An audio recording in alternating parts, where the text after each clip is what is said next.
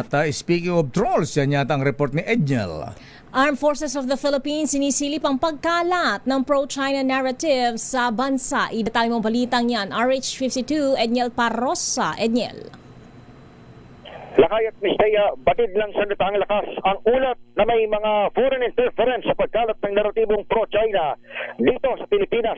Sabi sa Camp Aguinaldo ni Rear Admiral Roy Vincent Trinidad, nagkapagsalita ng AFP sa West Philippine Sea, sinisilip nilang report na may mga nagpapaingay o nag-amplify ng Chinese propaganda sa inaagaw na teritoryo, bagay na nakarating na rin sa Malacanang. Kabilang dito ang pagliparan ng posisyon ng China sa mga local Chinese language media, maging ang pag-echo ng ilang Pilipinong opisyal sa kwento ng Beijing.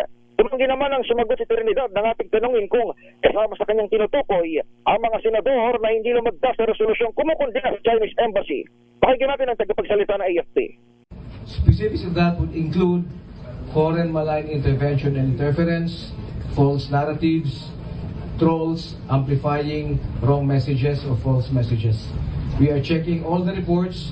We are coming out with a very strong pushback for all false narratives that we monitor.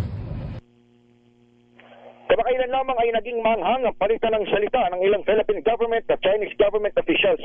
Dumating sa puntong nagbabalang Chinese Foreign Ministry sa mga uniformadong Pinoy na maaari nilang pagbayaran ang mga manghang labanat.